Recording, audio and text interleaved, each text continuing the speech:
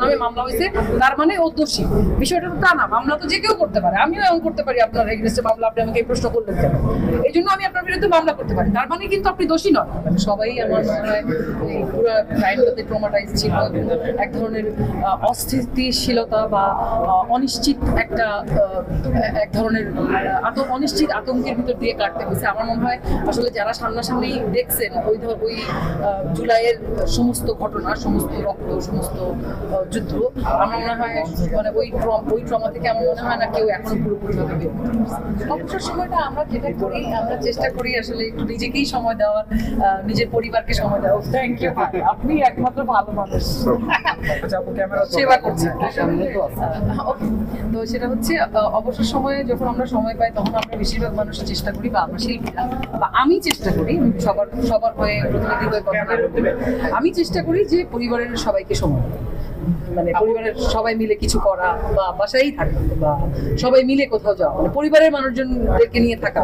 কখনো কি মনে অভিনয় শিল্পী কেন হলাম এই প্রশ্ন কখনোই নিজেকে করি নাই, বা ওই প্রশ্নটা নিজের প্রতি আসে নাই।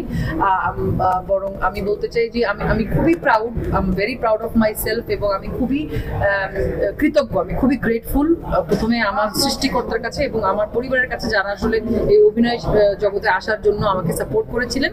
আমি তাদের কাছে কৃতজ্ঞ, কারণ এই যে আজকে আপনারা এতগুলো ক্যামেরা আমার সামনে, আমি যদি অভিনেত্রী না হতাম আপনারা তো আমাকে মানে পাত্তাই দিতেন না, সত্যি কথা।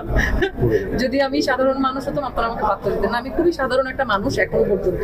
সো আমি আপনাদের কাছ থেকে যে ভালোবাসা পাই, বা আমার প্রতি আপনাদের যে আগ্রহ, বা কোথাও গেলে অভিনেত্রী হিসেবে অনেক সম্মান পাই, মানুষ চেয়ারটা ছেড়ে দেয় যে আপনি বসেন, তো এটা এক ধরনের সম্মান আমি মনে করি, এবং আমি খুবই প্রাউড এটা নিয়ে, মানে অহংকারী না, মানে আমি খুবই গ্রেটফুল। আপনি বেশ কয়েকবার স্টেডিয়ামে গেছেন, তো ক্রিকেটারদের সাথে খুব ভালো একটা সম্পর্ক, খেলা দেখতে গেছেন।